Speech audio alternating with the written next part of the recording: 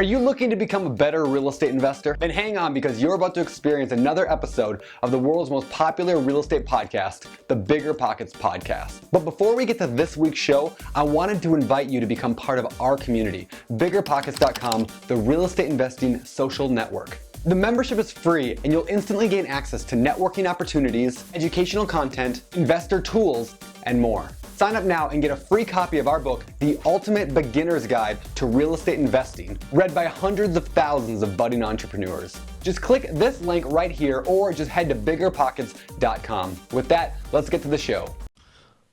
This is the BiggerPockets Podcast, show 156.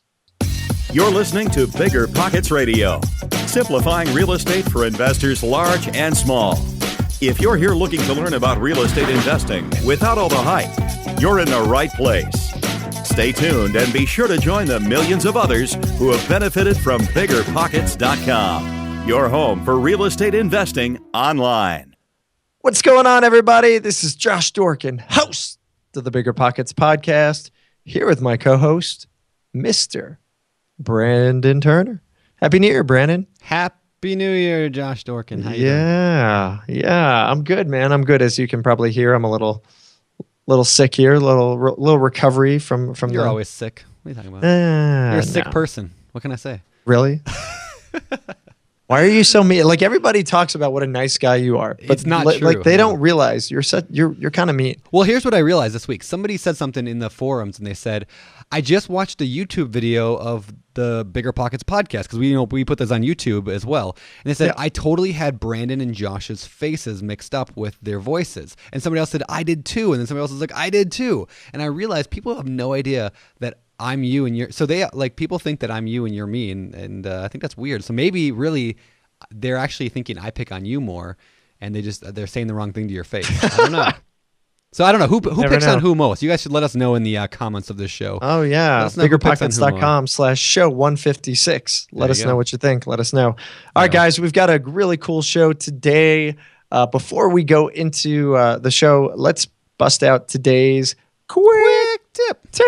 All right, today's quick tip. You got it? Brandon, you got it? Would you want it? I got it. I'll take it. It's a new year. Let's, I'll be generous. Okay, more thanks. generous. Today's quick tip is a brand new feature on BiggerPockets called the Rental Property Portfolio Tracker.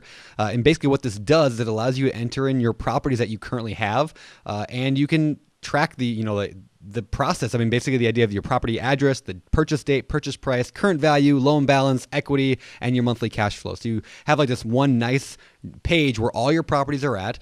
You can see what your cash flow looks like, how much your net worth is currently, and you can download a PDF or share just like a PDF document with anybody you want. So if you're trying to get a bank loan, you can print out this nice document. So check it out at BiggerPockets.com/portfolio and start using it. Nice. It's free. Awesome. By the way, it's free for everyone, and it's in beta mode. So, we're still working on it, trying to make it better, but we could use your advice on how to make it better. So get in there, use it, try it out, and see what you think. All right, guys, let's cut to this thing. Today's guest is Mark Spidell. Mark's a real estate investor with a really interesting background. He's built a pretty cool portfolio with both long-term and short-term rentals. He's got a great story and a really cool philosophy on life, which includes something that he calls lifestyle engineering. I'm doing finger quotes here. Good job. And I know you guys listening are going to love it. We also talk a bit about commercial real estate investing as well as a bunch of other topics. There's tons of actionable stuff in here. Lots of advice for everybody, regardless of where they are in the real estate world. Yeah. I know I get excited about these shows that help everybody out. And so here we are again with me, excited for yet another show. I am excited. I'm so excited. I'm excited. Yes. All right, well, let's get to the exciting show, shall we? Mark Spidell, let's do it. Mark, welcome to the show, man. It's good to have you here. Thanks, guys. It's an honor. Yeah, this should be fun. We're talking about investing in a couple things today. You do vacation rentals, you do commercial, you do residential. You kind of cover the whole gambit, right? Correct. Yeah. Awesome. So great. Why don't we start with how you got into that game?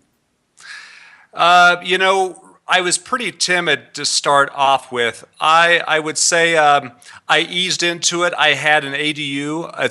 Or like a mother-in-law apartment at my house, and some neighbors had been doing vacation rental, had some success with that.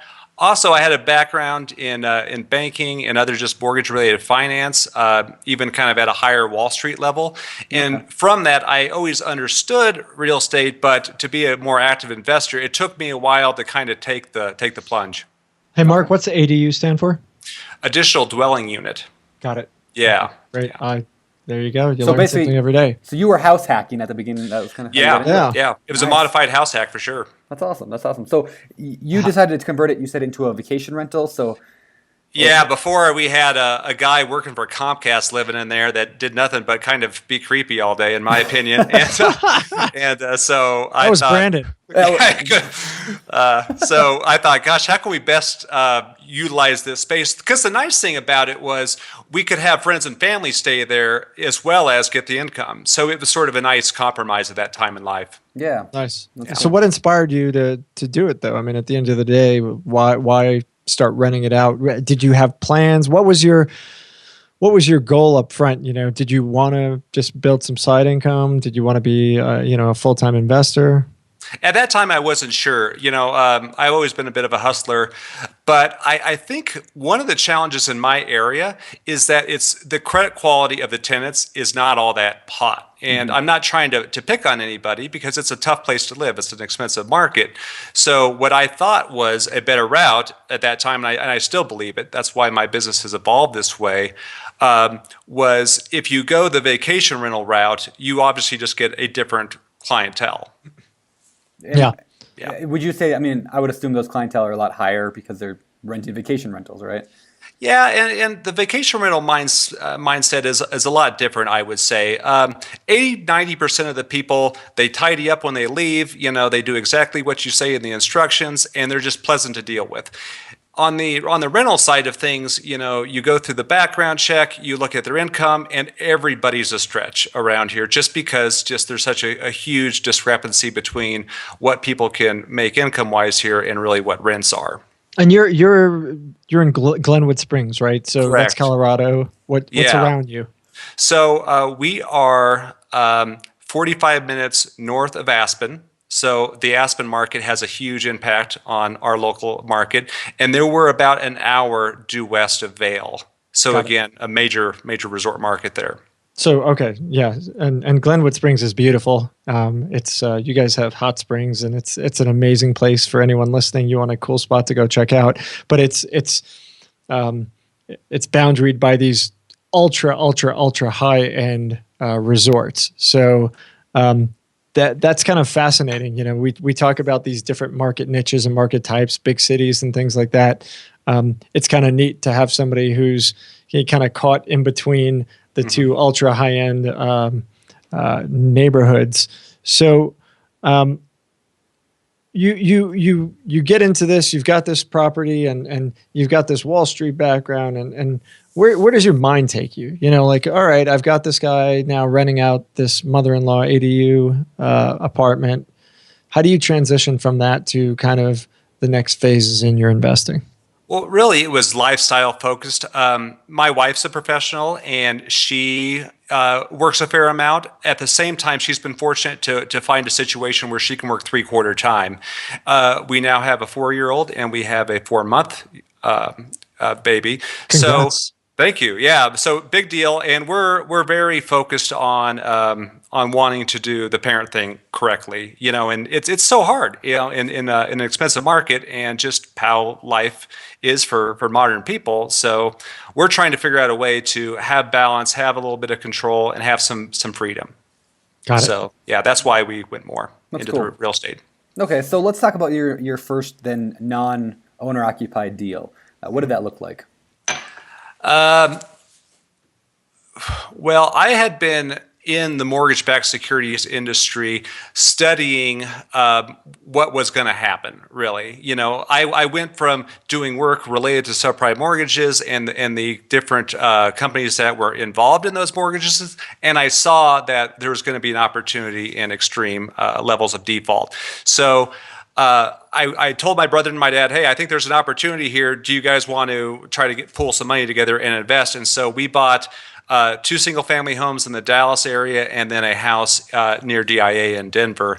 And so that was sort of our first foray of saying, hey, there may be an opportunity here. Let's give it a shot. And as a partnership, it was just okay, but it was our first way of kind of getting into real estate.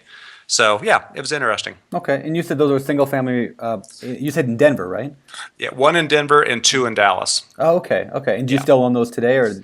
Yeah, so I bought my brother and dad out of the partnership Okay. the beginning of last year, and that was just sort of a piece to my overall puzzle that I have now. Okay. Can I ask you about the relationship thing? And obviously maybe your family's going to listen to this, so don't talk bad about them. But Yeah. do you have tips for people working with family? Because that is oftentimes people's first inclination is to go out and partner with their mom and dad, brother, sister, kids.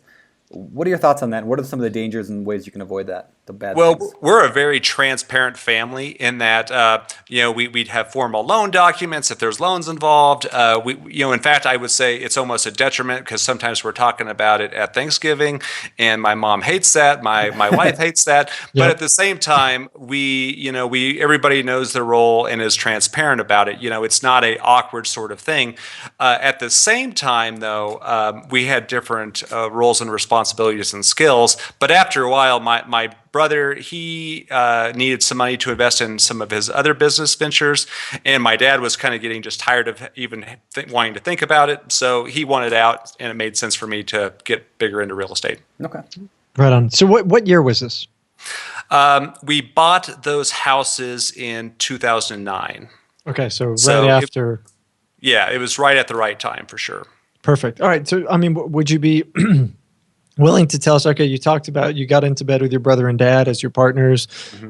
What did these deals look like? What attracted you to them? Basically, you could get over 10% return on your money.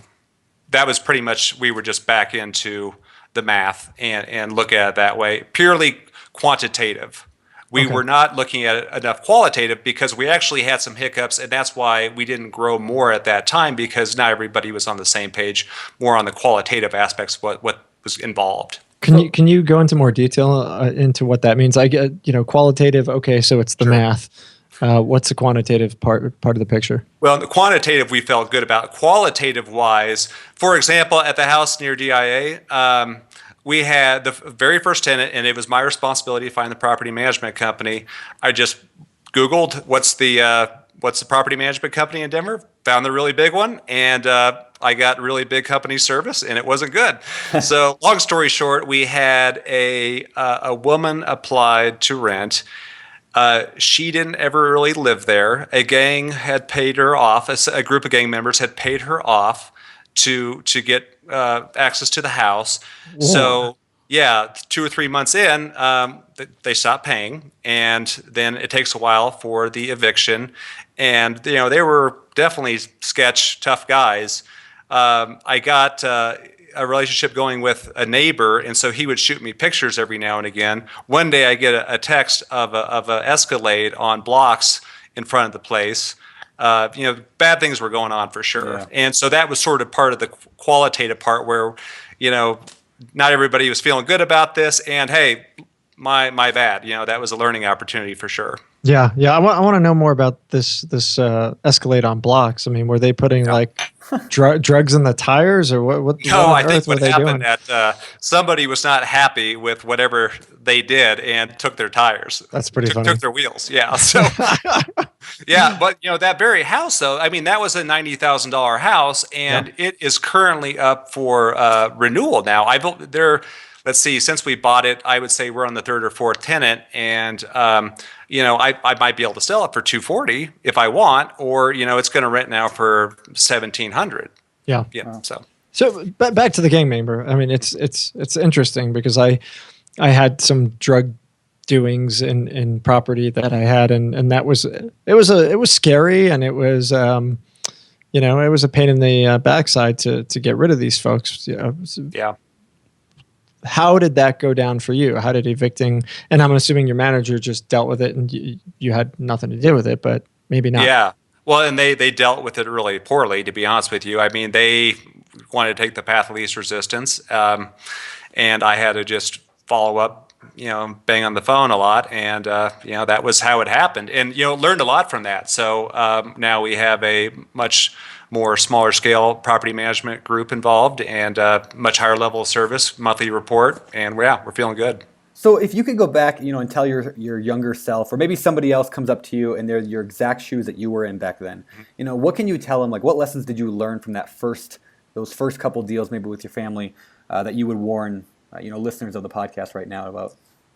I think at that time I was almost viewing it as like I would view an investment in a stock or a bond, and just say like, oh, pure math, this is how we do it. You sure, instead of calling an investment person, now I'm going to have to call a property manager, and I'm going to make the very minimum decisions involved in this. And you know what? In hindsight, no, you need to be educated, and you need to make more than one phone call. It's just not that easy.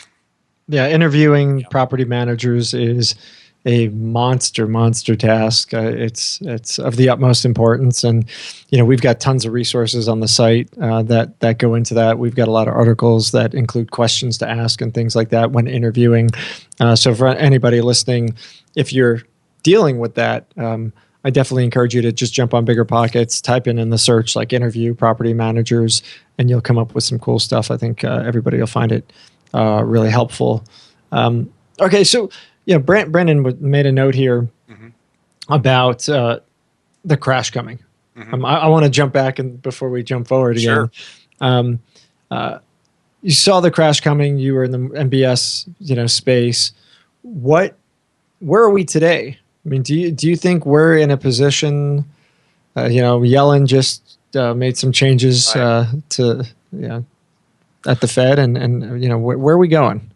Well, looking backward, I was in that industry from 2001 till about 2005, and part of the reason why I got out in 2005 was because all we were talking about was rising delinquencies at that point in time, and it was in a lot of the tougher Rust Belt markets. And so I was just I've always been a bit of a belt and suspenders type of guy.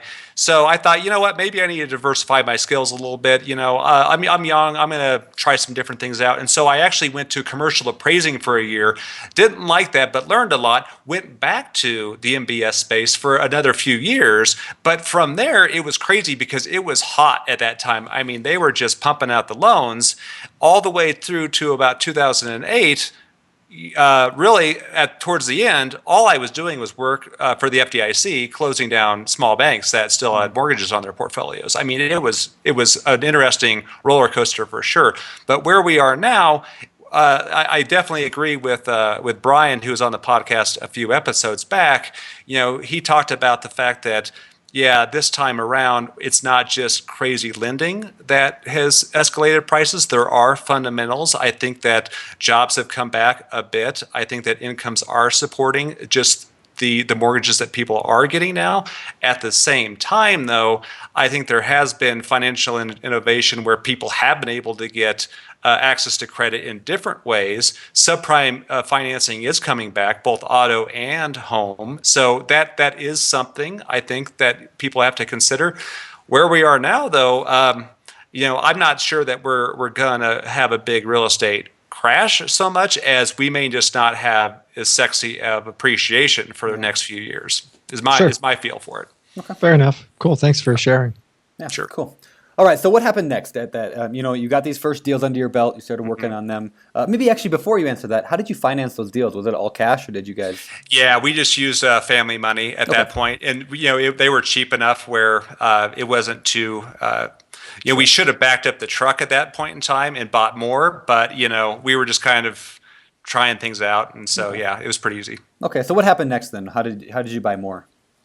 I really took a break for a long time, and but when we bought those, I was actually transitioning. We were living in Glenwood at that time. I used to live in Denver. Now we're in Glenwood, trying to start a family. And I was working as a commercial banker at that time, doing commercial real estate loans. I was doing a lot of research on just the local markets, both residential and commercial. And so I actually came across a commercial building loan that I liked. It was a new loan that we had taken from another bank on a commercial building that I felt had good tenants. And I had left that banking job and went into something else, but I had always remembered that building. And sure enough, one day I drive by and I see this commercial building for sale. And so the guy who was actually listing it was the same guy that helped me buy a couple condos that I also have in my portfolio also. So Got it. yeah, went into this commercial building. Can you explain what you mean by you liked the loan? So Right. what's the distinction between that and liking the fundamentals of the property? Well, so I guess it's kind of the same thing. I mean, I understood the loan, and there's just very few commercial loans in a market like this that actually that look good, as especially as a pure investment.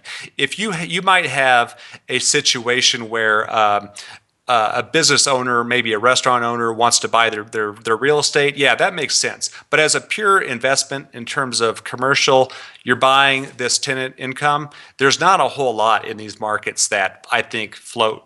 So this is one that did, and I had always remembered that. So yeah. Got it. So Tell us about the property. Yeah. Yeah, so it has 3 major tenants, I would say, high quality tenants, and what I mean by high quality tenant in a small market, there's one of the top 3 real estate companies is in one of the bigger spots. I have a title company, I have a State Farm agent, then I have a dentist specialty type guy in one spot. And then I have a couple of nonprofits. So I'm full except for one basement space that I actually use for my office right now. It cash flows. It was a brother-sister team that inherited the property, and they were really just not into real estate investing so much. I mean, they basically wanted to collect checks and not really think too hard on it. Sure. So there was a lot of deferred maintenance problems. The utilities weren't handled well. The tenant relationships weren't all that great. Just a lot of easy pickings to work on to really add value. So how would somebody know that?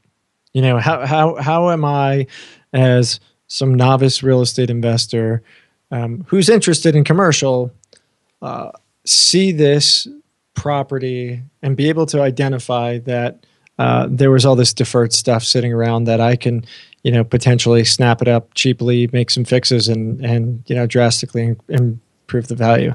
Yeah, and Brandon talks about your unfair advantage, and really I had the unfair advantage of seeing the loan, so that was in seeing the types of leases involved. So that was something that was a little bit unique in this situation, but it takes a long time on a commercial deal. And by the just in terms of size, this was a $1.14 million deal. So not a huge deal, but at the same time, it's big for me, but yet too small for bigger boys, right? You're not going to get a large real estate investment group looking at that size of building, and the value add is really in the management. So it took 2-3 months to really scrutinize the deal. I interviewed all the different tenants. I got a good handle on all the different deferred maintenance aspects.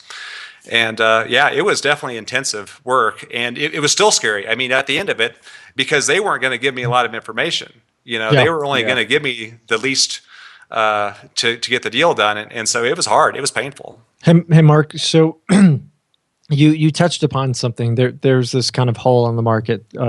This is a $1.14 million commercial deal, too small for the big boys, but kind of scary, perfect for you. Right.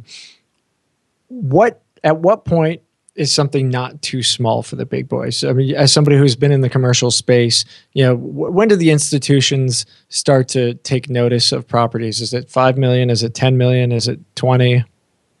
I'm not sure I'm the best to answer that, but you would be surprised though. Like, one of the things I learned from being a commercial real estate appraiser, interesting story where a guy who had hotel experience bought a Hampton Inn in roughly 2005 and he knew that he could go in and manage that hotel better. It was underperforming. The people that he bought it from were the original developers of the hotel, and they were going to get their value add from just building the hotel, right, and selling it for the profit. So he went in. He worked hard. He lived in this hotel. He got the income up, and just got a better culture in there. And then he sold it a year later for roughly $1 million profit. So that was, I would call that at that time, it was a $6 million hotel. So that was one guy doing that. And I think he maybe had one or two investors. So that was, I would say, not yet at that scale of the bigger time guys.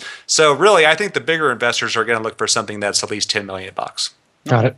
Yeah. Cool. So how did you finance that property? How were you able to, do you do cash or do you financing? No, well, I actually went to the very bank I used to work for, Okay. and I said, hey guys, wouldn't it be nice for you to keep this loan? And I helped him, do some of the underwriting work. I showed him what I was going to do. I gave him countless spreadsheets of, this is how I'm going to add value and I'm going to make this work. And it worked. And that was with a very conservative bank. So I felt good that we were able to get it done. Interesting. That's cool. I pretty much every webinar I do here on BiggerPockets, I do a weekly webinar, usually on, Wednesdays or Thursdays, but people can sign up at biggerpockets.com/webinar. But anyway, almost every webinar, I stress this idea of help your banker out. When you're trying to apply for a loan, when you're trying to get a deal, the more work you can do for your banker, if they've got 10 loans they got to try to process, and one of them is handed to them on a silver platter, and one of them they have to dig and spend hours and hours of time digging, who are they gonna help? And, Sure. You're the front of the line when you help them. So I love that you said that. You helped them with spreadsheets and with documents, and you showed them, this is why it is a good deal. I love Oh, that. absolutely. Well, and that's a great tip, because being a commercial banker, I can tell you that it is hard. Most of your day is just vetting through folks, having them trying to have to give them bad news that, sorry, you're just not in a good position. Yeah. And they're not even close to being ready to help themselves. That's the hard part about it, is they don't even have the information. They're not even in the ballpark of knowing that they could even apply for a commercial loan. At the same time, though, I still have friends that work for this bank. It's a large regional bank, and there's cost cutting. There's a lot of pressure in that market. So the easier you can make it on your banker, but they really want your loan. There are very few good commercial real estate loans out there. So the easier you can make it, they want to give you the loan for sure, but they just have time and resource problems for sure. Yeah, I did it when I was trying to get a loan on my 24-unit apartment complex. I had a 5-unit and a 24-unit, trying to get loans on them. And I went to a couple different banks and had a lot of trouble getting it. And it wasn't until I flipped that switch in my mind and said, you know what, I'm going to help this banker do their job for them. And I went and printed out this really nice report, and I gave them every bit of information they could have possibly wanted, and then gave them more information to verify it. I put it inside of a plastic binder. I even used the BiggerPockets rental property calculator report on the front of it that showed them all the numbers. I gave it to them. Within a day, I was approved for both those loans. Nice. And it was oh, well, that was way easier. And I realized, because before that, I was handing them a box of paperwork. And they hate that. And so, of course, they turned me down because they're busy doing other stuff. Mm-hmm. Yeah. Hey, Mark, tell me about that 2 to 3 month vetting period. What I think a lot of the folks here want to know, what exactly are you doing? What is it that is it not just evaluating what they give you? You have to go out and actually source some information yourself, right? You have to do some detective work. Can you talk about what exactly you're doing? Mm-hmm. Yeah. So I would say the big parts of that were having specialists come out. So I had a roofing guy, I had an HVAC guy come out, versus with a residential deal, you might just hire a home inspector, right? And there's some value to that, arguably.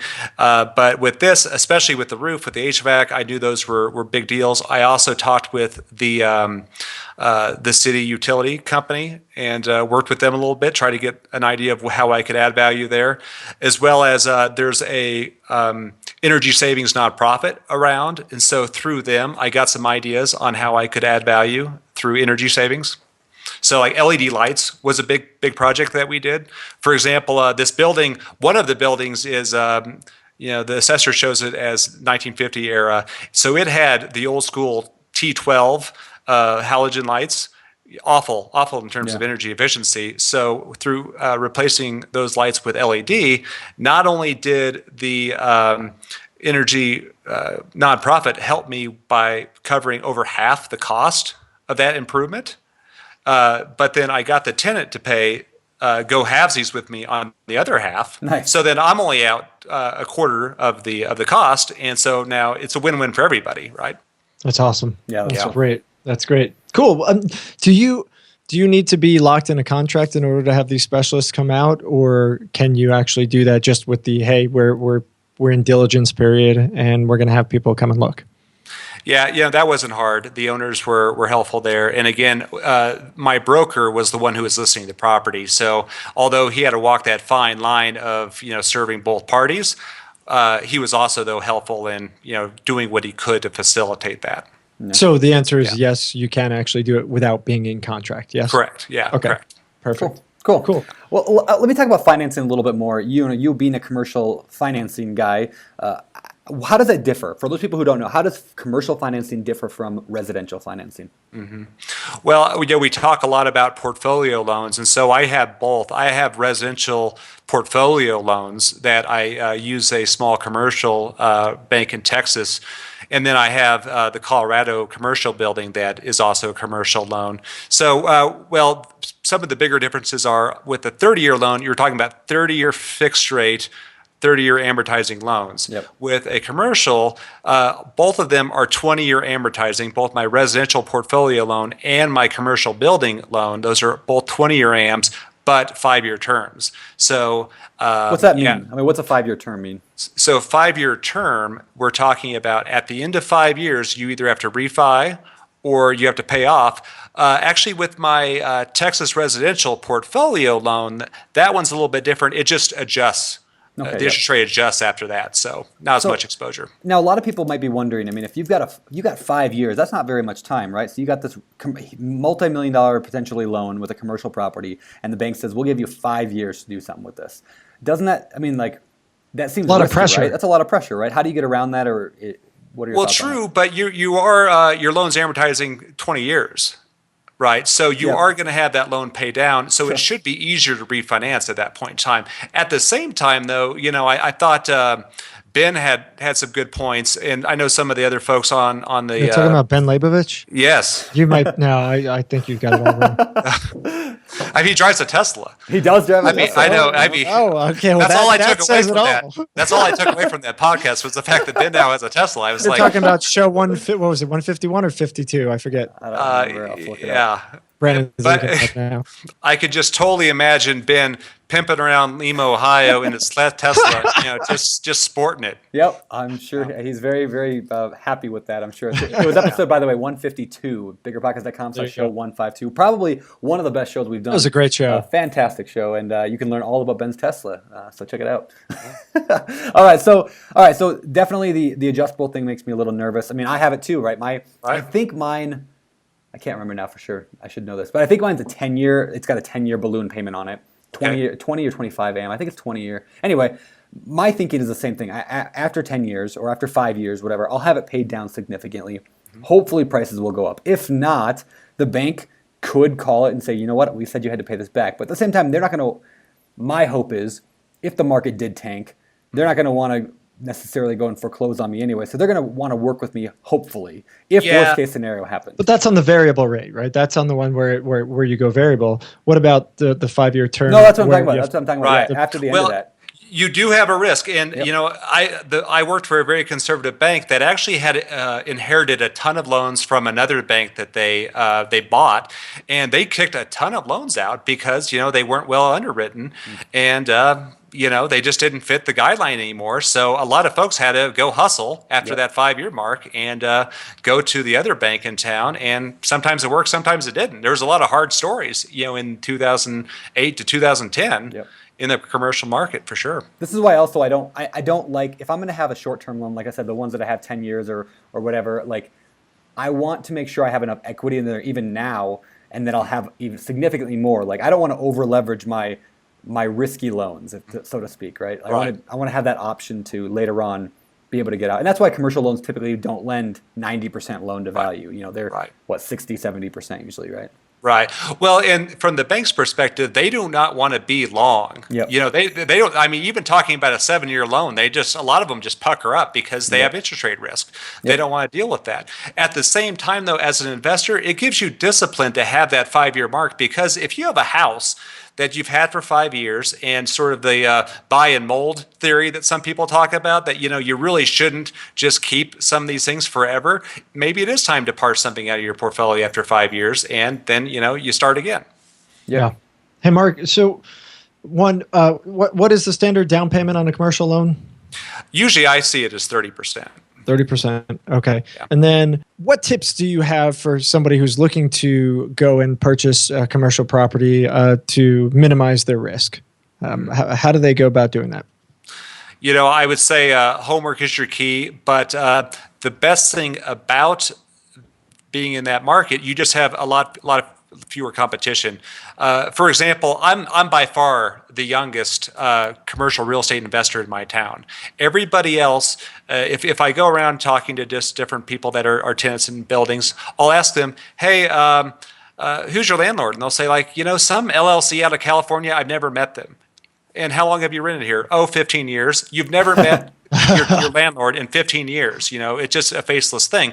Or you have an old school investor who's had the building for 25 years, and they're getting older and they don't want to put any money into it. So it's pretty easy, actually, if you hustle, to be the best landlord in a small market and have a lot of success. So what's Mark, really quick, how old are you?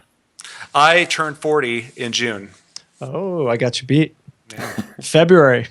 Nice. So you are an old guy, by the way. Well, look at my hair. I mean, I'm very, you have great hair compared to me. I got the silverback gorilla going on for sure. Looking good, man. Looking good. It's all good. Okay, so you say that it's not that hard for those who want to hustle. It maybe isn't as hard as people might envision getting into commercial real estate. But I want to go more basic than that. Sure. Why get into commercial real estate? What's the point? I mean, what are the benefits of going into that niche? Well, it comes down to commercial real estate is valued based on the income of the property, and there is more value add because you can cut expenses, and there's plenty of deals out there where you can better manage the expense. At the same time, though, you should be able to hustle and be more creative. For example, you might have, and you've had a lot of good guests talk about this. Let's say you buy a commercial building, you need an office yourself. There could be a lot of benefits just right there.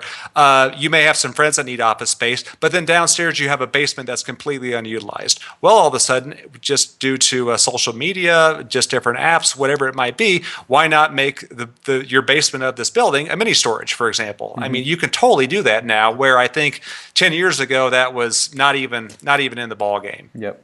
I love that. I like commercial for that very reason, the ability to add value by being creative, and by using your head, you can just add cash to your pocket at the end of the day, right. As well as equity later on the road. I think that's awesome. Do you manage your properties yourself, the commercial ones? I manage everything in Colorado myself, with exception of the Denver property. The stuff I have in Texas, I have a manager down there. But everything in Glenwood, I do manage myself. So what is we've talked to the nth degree about managing houses and stuff like that, but we haven't really talked about managing the commercial. So what is that like? What's different about it? That's a good question. I would say that you obviously have some different things going on. You have snow removal is a bigger issue. You have just landscaping. You have outdoor trash. Things that you just don't have to deal with as much with residential. The leases are much more complicated, so you can't go cheap there. You really should use attorneys when possible. I think also culture is a big deal at a building. If you could have a good culture where everybody gets along, you have good synergies between tenant businesses, that really goes a long way too, adding value. We just signed our first. We've been working out of a co-work space for a little while, and just signed our first commercial lease. We've got a 2,700 square foot office space now, wow. And oh man! I mean, this was not signing your 5-6 page, residential. I think our current lease is 69 pages. Wow, something like that. I mean, triple net and cab and all that. It's exceptionally complicated. There's all sorts of, gotchas and things like that. And, I've looked at other leases in the past that had, very old school tenants. And, I would need to literally get permission to put Wi-Fi in the office space, but a typewriter was okay, written in the lease. Right. Like, really? So yeah, I think your advice about using a real estate attorney is spot on. I mean, I think it's spot on for anybody, but particularly for commercial, because to go through that kind of paperwork and assume that you're going to know what the hell you're doing as a tenant and as a landlord is remarkable. So, but yeah, it's interesting, and the culture part. I think it's something that I bet a lot of the big corporate landlords don't think about as somebody who was shopping. Right. And we looked at a lot of buildings, and it's like, you've got this surgeon's office and you've got next to it, just these random combinations. And you're like, they're never going to interact. There never is going to be this positivity, this vibe within the building itself. And I think by trying at least to establish some kind of culture, I think you can, like anything else, get longer term leases, get people who to stick around and want to be there, because that's just that little extra that is going to keep them from moving somewhere else. Yeah, and a couple of my tenants have been in the building since the mid 90s. So, there's a lot of value to that. And if you're a good landlord, if you hustle and everybody gets along, sure, why are they going to leave? It's a hassle to leave. Yeah. So how do you make how do you make your buildings, how do you landlord differently than the big corporate faceless, nameless entities that are out there doing it? What gives a commercial, a tenant, what do you do to attract those tenants that much more than those big guys? Well, first off, if somebody calls, I reply within at least no more than 2 hours. Second, I usually meet with the primary decision maker once a year, and I go through just different maintenance things I'm doing, different improvements I'm doing, let them know who the neighbors are.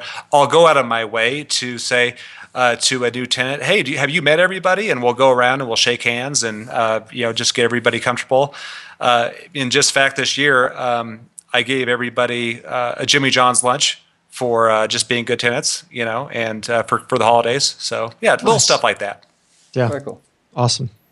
All right. So before we get out of here, I want to touch base on a little bit more besides just the commercial. We got to talk about vacation rentals and the commercial. What else do you do besides that? You have more than that, right?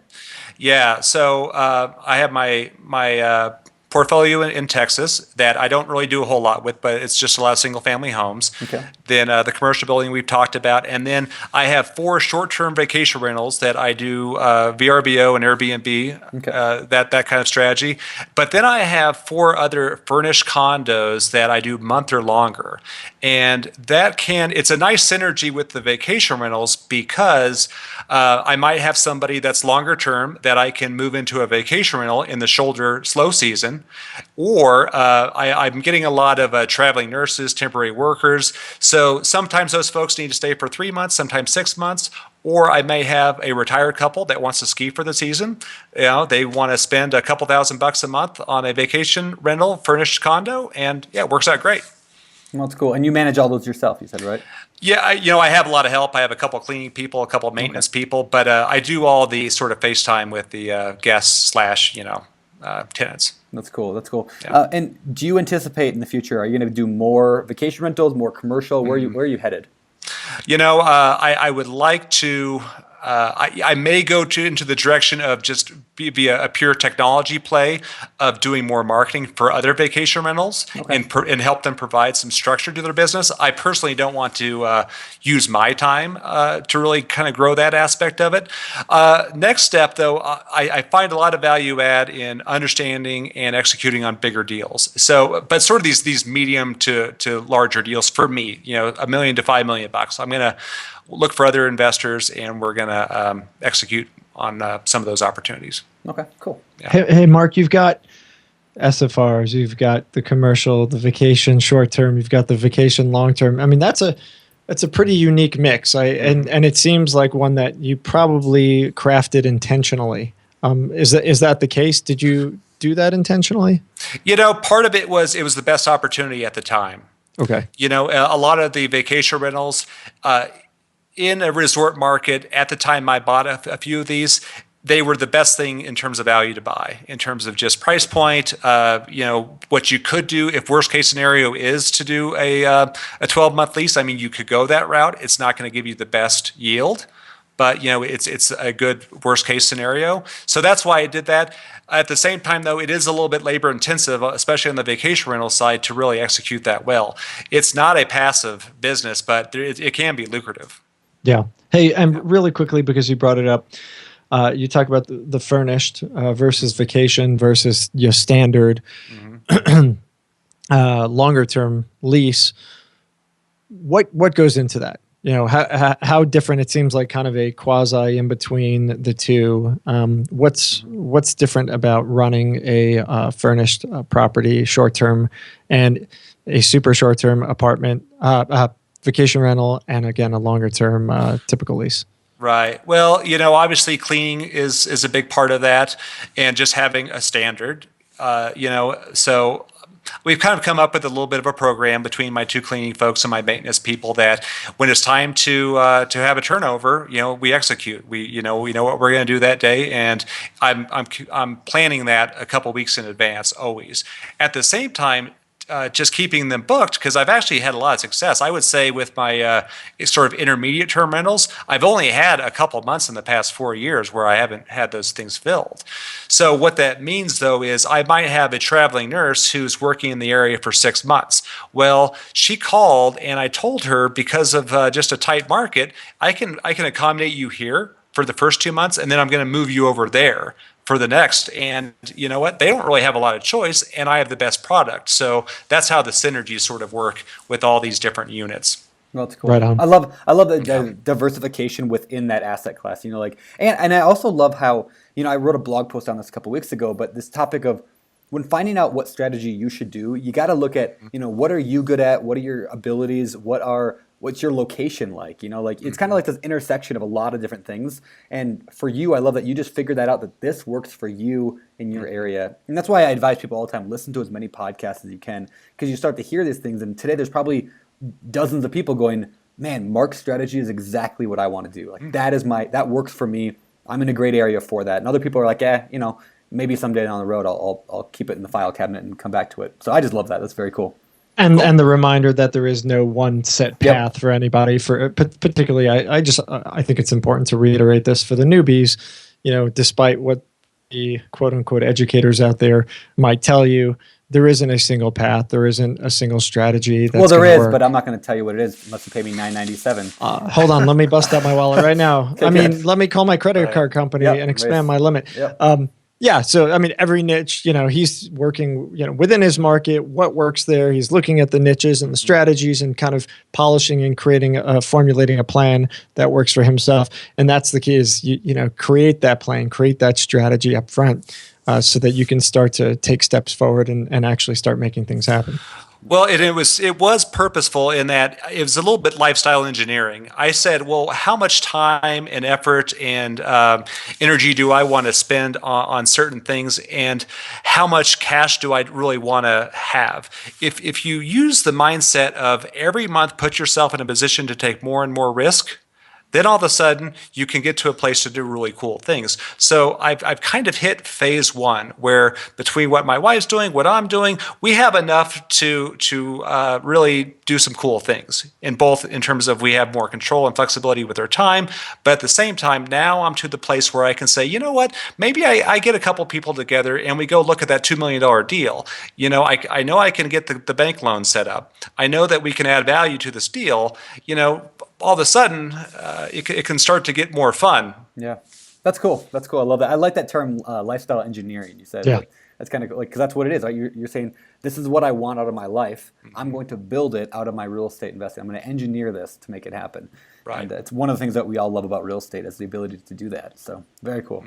Now, well, last question I have before we get out of here, or before we move to the fire round anyway, is what are some of the potential pitfalls or things that can happen when you invest in those resort areas, the mountain towns, the things like you're doing right now? Yeah. Well, I think a lot of folks do not give enough credit to just the fact of liquidity.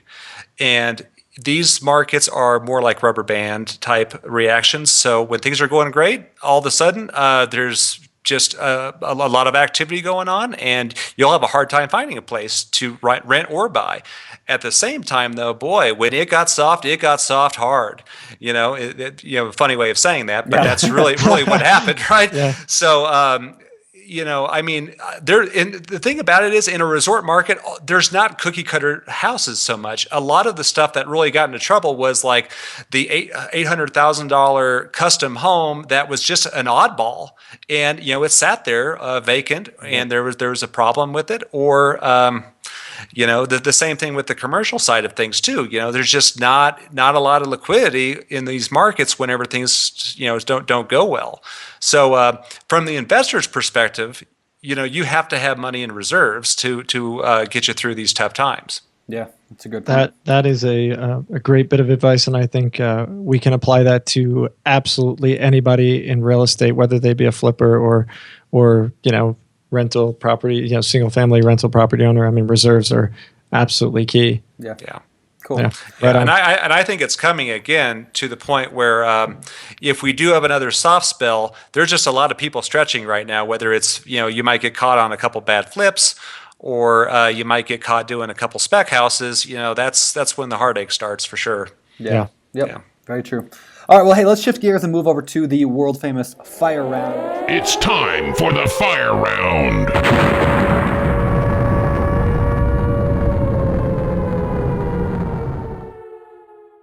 So these questions come direct from the BiggerPockets forums, and we're going to fire them at you. Number one, how can I know what a commercial property is going to rent for? That is difficult because in a small market, you may not have good comparables.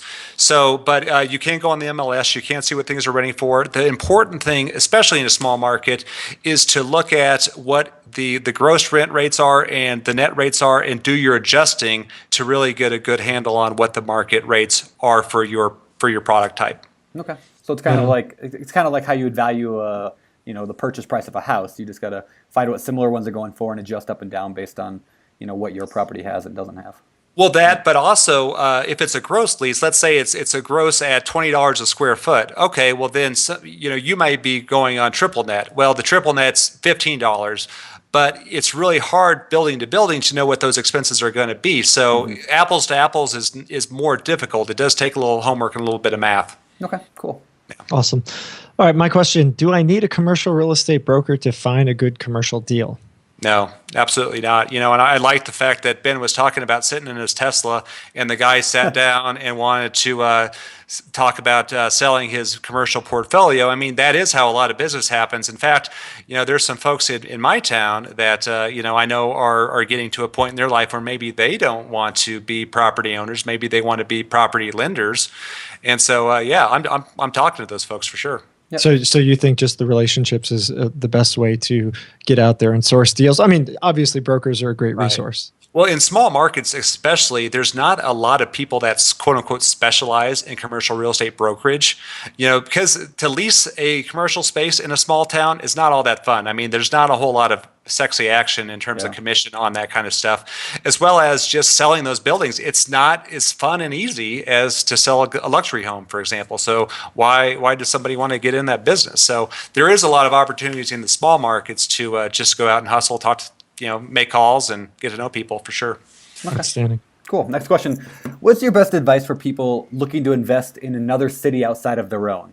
Maybe they found a city that's growing really fast, or that, they think there's potential. What's your best advice for somebody doing that? I would say to find somebody to partner with in that community, and you have to go in with the mindset of a win-win for everybody involved. In fact, I have 2 deals closing before the end of the year, and one of them is in Tulsa, and I got to know a guy in Tulsa on a recent trip, and I know what his goals are in life and kind of what his capacities are, and so he and I are going to work together. I'm going to be the money guy, and hopefully we have a good result on that. So he's going to be my boots on the ground. Fantastic. Very cool. That's great. Last question. Do you think out of country investing is a smart move for new investors? Boy, the only thing I've ever looked at was things in Puerto Rico and in Mexico, and you just have a lot of things that are outside your control there, and it's a long flight oftentimes to go and take care of those things. So I'm not to that point, so I don't have a good response for you. Okay. Fair enough. Yeah. All right, let's move on to the last segment of the show, the famous. Famous for. All right, number one, what is your favorite real estate book? It's sort of a real estate / business book. I do like the Rich Dad Poor Dad 4 quadrant.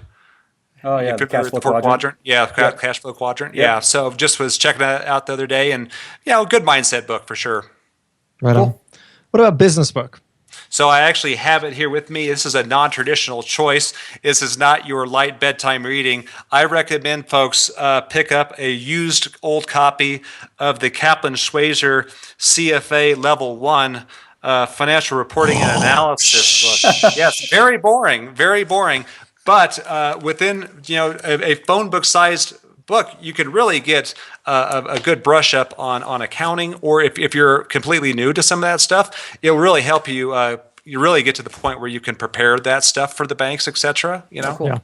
Yeah. You know what's interesting about that is, as you escalate in the levels of real estate investing from novice to become more advanced, I mean, you really do need to become more sophisticated in your knowledge base. And while I give grief to this book that is likely exceptionally boring, you got to start to understand some of this stuff, huh? The pages are so thin; they're comparable to like Bible book pages. So yeah, I get that. Yeah. Right on. All right, Mark, you got 2 kids. You're living in a pretty cool part of the world. What do you do for fun? Besides the normal hiking and skiing, do a lot of backcountry skiing. That's where you put skins on the skis, go uphill. So that's great exercise, a lot of fun. And then, could you go back? What are you talking about? I've never heard that term. You never heard of that? No. What is that? You put skins on what?